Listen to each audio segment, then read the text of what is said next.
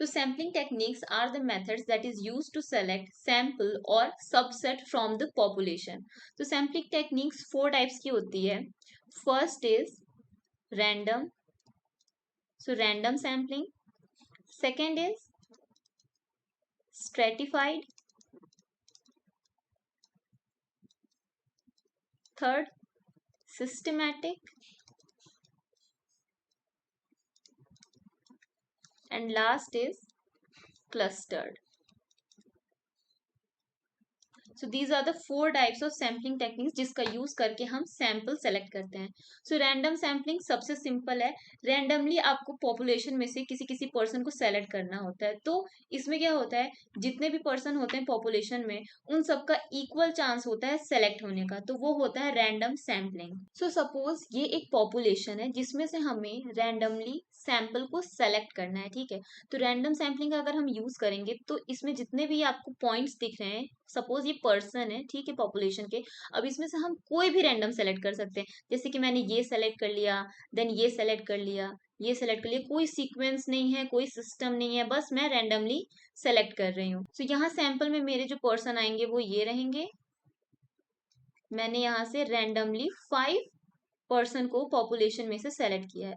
So this is my sample and this is the population. So जिसमें से हमने randomly select किया है some sample. Next is stratified sampling. अब stratified sampling में हम क्या करते हैं, जो पॉपुलेशन होता है किसी कैरेक्टरिस्टिक्स के बेसिस पे हम उस पॉपुलेशन को पहले डिवाइड करते हैं और उस डिवीजन को हम क्या कहते हैं, स्ट्रेटा. और फिर उस स्ट्रेटा में से हम रैंडमली सेलेक्ट करते हैं सैंपल्स को. सो अगर इसी पॉपुलेशन में से मुझे सैंपल निकालना हो स्ट्रेटिफाइड सैम्पलिंग टेक्निक का यूज करके, तो मैं सबसे पहले इस पॉपुलेशन को डिवाइड करूंगी based on some characteristics. So suppose characteristic यहाँ पे जेंडर है, तो जेंडर के बेसिस पे मैं यहाँ पे मेल और फीमेल्स को अलग कर लेती हूँ. सो सपोज यहाँ पे ये जितने पॉपुलेशन है वो है मेल्स की, और दूसरा जो पॉपुलेशन है ये है फीमेल्स का.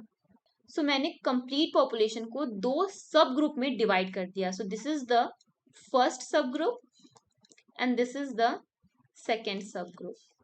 सब ग्रुप और या फिर स्ट्रेटा. सो अब हर स्ट्रेटा में से हमें सैंपल निकालना है यूजिंग रैंडम सैम्पलिंग. तो इस ग्रुप में से मैं इसको इसको और इसको सेलेक्ट कर लेती हूँ, और सेकंड सब ग्रुप में से मैं इसको और इसको सेलेक्ट कर लेती हूँ. तो यहाँ पे मेरे पास आ जाएंगे 3 मेल और यहाँ पे आ जाएंगे मेरे 2 फीमेल. सो यहाँ पे मेरा सैंपल बन गया फ्रॉम स्ट्रेटिफाइड सैम्पलिंग, जो कि 2 फीमेल्स हमें सेकंड स्ट्रेटा में से मिला है, रैंडमली हमने सेलेक्ट किया है, और 3 जो फीमेल्स और 3 जो मेल्स हैं वो हमें फर्स्ट स्ट्रेटा या फिर ग्रुप से मिला है.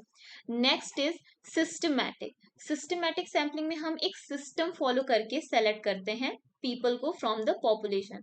अभी सिस्टमैटिक में क्या होता है कि हम पहले तो एक पॉइंट से शुरू करते हैं और उसके हर kth एलिमेंट को हम लेते हैं. kth मीन्स कि हर, जैसे कि kth मीन्स जैसे फॉर एग्जांपल आपके पास 100 पीपल हैं, आप हर 10th नंबर पे जो पीपल आ रहा है उसको सेलेक्ट कर लिए. एक सिस्टम यहाँ पे आप फॉलो कर रहे हो, हर 10th नंबर पे जो पीपल है उसको सेलेक्ट कर रहे हो. ठीक है, तो ये होता है systematic sampling. So for example यहाँ पे आपके पास इतने पर्सन्स हैं. ओके, ये है आपके कंप्लीट पॉपुलेशन. अब यहाँ पे आपको सिस्टमैटिक सैम्पलिंग का यूज करके सैंपल सेलेक्ट करना है. सो सपोज मैंने सिस्टम रखा है कि मैं हर थर्ड नंबर पे जो आ रहा है पर्सन उसको सेलेक्ट करूंगी.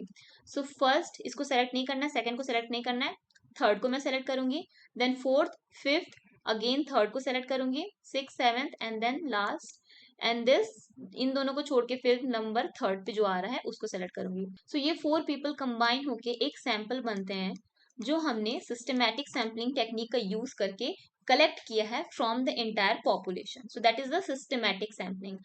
Next and last is clustered sampling. So clustered sampling में हम क्या करते हैं, पॉपुलेशन को पहले हम डिवाइड करते हैं, पॉपुलेशन को हम डिवाइड करते हैं डिफरेंट क्लस्टर्स में, और फिर उस क्लस्टर्स में से जो ग्रुप ऑफ क्लस्टर्स होते हैं उसमें से रैंडमली हम किसी कंप्लीट क्लस्टर को सेलेक्ट करते हैं. ठीक है,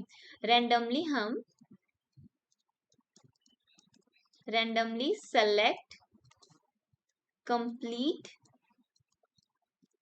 क्लस्टर। सो अब आपको लग रहा होगा क्लस्टर्ड सैम्पलिंग और स्ट्रेटिफाइड सैम्पलिंग जो हमने पढ़ा था वो दोनों सिमिलर हैं। सो यस, ये दोनों सिमिलर हैं। स्ट्रेटिफाइड सैम्पलिंग में हम क्या करते हैं, पॉपुलेशन को स्ट्रेटा में डिवाइड करते हैं, ठीक है, जिसको सब ग्रुप भी कह सकते हैं। और क्लस्टर्ड सैम्पलिंग में भी हम सेम करते हैं, पॉपुलेशन को क्लस्टर्स में डिवाइड करते हैं। यहाँ पे सब ग्रुप को हम क्लस्टर्स कह रहे हैं। बट डिफरेंस कहाँ आता है, क्लस्टर्ड सैम्पलिंग में हम एक कंप्लीट क्लस्टर को सेलेक्ट करते हैं, बट स्ट्रेटिफाइड सैम्पलिंग में हम रैंडमली सेलेक्ट करते हैं एक एक सब ग्रुप से। सो this is my complete population. अब मैं इसको डिवाइड करूंगी क्लस्टर्स में। सो फॉर एग्जांपल यहाँ पे मैंने 3 क्लस्टर्स क्रिएट कर लिए। ओके, सो यहाँ पे मैंने ये डिफरेंट क्लस्टर्स क्रिएट कर लिए हैं फ्रॉम द पॉपुलेशन। अब मैं क्या करूंगी, इसमें से अगर मुझे सैंपल लेना है तो मैं एक कंप्लीट क्लस्टर को सेलेक्ट करूंगी। सो फॉर एग्जांपल मैंने ये क्लस्टर सेलेक्ट कर लिया और ये क्लस्टर सेलेक्ट कर लिया। तो इन दोनों को सेलेक्ट करके जो कंप्लीट ग्रुप ऑफ इंडिविजुअल बनेगा वो हमारा होगा सैंपल, जो हमने क्लस्टर्ड सैम्पलिंग का यूज करके कलेक्ट किया है। अब यही अगर हम स्ट्रेटिफाइड सैम्पलिंग का यहाँ पे यूज करते तो स्ट्रेटिफाइड सैम्पलिंग में कंप्लीट क्लस्टर की जगह हम यहाँ पे randomly select करते from each cluster a group of individual. For example, these two from this first cluster, these two from this second cluster, and these two from the third cluster. और तब जाके ये जो सैंपल बनता वो होता हमारा किससे, स्ट्रेटिफाइड सैम्पलिंग से।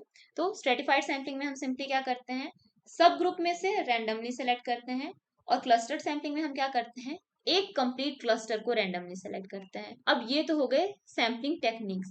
अब सैम्पलिंग टेक्निक्स को चूज करना ये डिपेंड करता है कुछ फैक्टर्स पे। तो चलिए उन फैक्टर्स को देखते हैं। नेचर ऑफ पॉपुलेशन, जैसा पॉपुलेशन का नेचर होगा उसके बेसिस पे हम सेलेक्ट करेंगे कि किस सैम्पलिंग टेक्निक का हमें यूज करना है।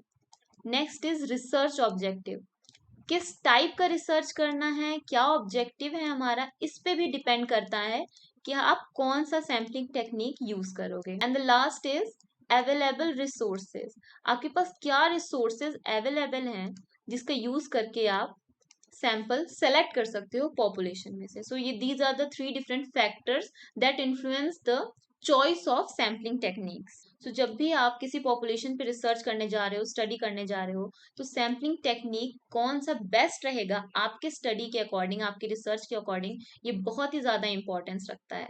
नेक्स्ट हम देखेंगे स्टैटिस्टिकल डेटा एनालिसिस, किस तरीके से कौन कौन से स्टेप्स होते हैं, क्या फ्लो होता है जब हम स्टैटिस्टिकल डेटा एनालिसिस करते हैं। तो